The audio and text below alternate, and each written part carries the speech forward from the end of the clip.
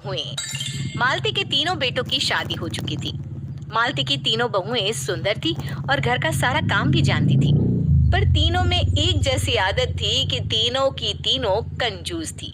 जरा से पैसे खर्च करने में जैसे उनकी सांस ही अटक जाती थी। अरे काजल, इतनी देर हो गई अभी तक चाय नहीं बनाई? कब से सर में दर्द हो रहा है मेरे, पता नहीं कहाँ रह गई। अरे बस माँ जी, ला रही हूँ। ये लीजिए माँ जी, ब्लैक टी। अब यह क्या नया चोचला है तुम तीनों का? काली चाय कौन पीता है? अरे माँ जी, काली चाय सेहत के लिए बहुत फायदेमंद होती है। इससे ना शुगर भी कंट्रोल में रहता है। अरे चुप कर, बढ़िया आई शुगर कंट्रोल वाली। सब जानती हूँ मैं, तुम तीनों को दूध बचाना है बस। पता नहीं रोज कौन कौन से तरीके ढूंढती रहती हो पैसे बचाने के, कंजूस कहीं की। काजल, रिया और रेखा तीनों घर में बड़ी कंजूसी से चलती थी। अगर थोड़े से भी ज्यादा पैसे देने पड़ जाए तो वो पैसे बचाने का कोई ना कोई जुगाड़ कर ही लेती थी। दीदी, बाहर धोबी आया है, कह रहा है नए कपड़े हैं तो 50 रुपए ज्यादा लेगा। 50 रुपए? रुक, मैं आती हूँ। इतने ज्यादा पैसे कौन देगा? अरे भैया, 50 रुपए ज्यादा क्यों मांग रहे हो? अरे भाभी, ये सारे आपके नए कपड़े हैं, इसलिए इन्हें ध्यान से करना होगा, तो पैसे तो ज्यादा लगेंगे ना भाभी। अरे ये कपड़े तो अभी एक ही बार पहने हैं सबने, 2-3 बार पहन ली फिर तो लाएंगे। ये क्या कह रही है बहू? 2-3 बार पहनने के बाद धुलाएगी? पागल तो नहीं हो गई तू? मैले कपड़े कौन पहनेगा दोबारा? अरे माँ जी, नए कपड़े तो ऐसे ही पहने जाते हैं। अंग्रेज लोग तो कई कई दिनों तक कपड़े नहीं धुलाते। अरे तुम अंग्रेज नहीं, कंजूस बन रही है। नए कपड़े हैं, साफ करके अलमारी में रखेंगे तो खराब नहीं होंगे, ऐसा तो बदबू आएगी इनमें से।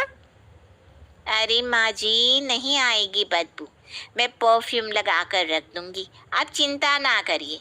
भैया, आप ये कपड़े वापस दे दीजिए। यह नहीं सुधरेंगी तीनों। रेखा ने कपड़े धोबी से वापस लेकर रख दिए और किचन में काम करने चली गई।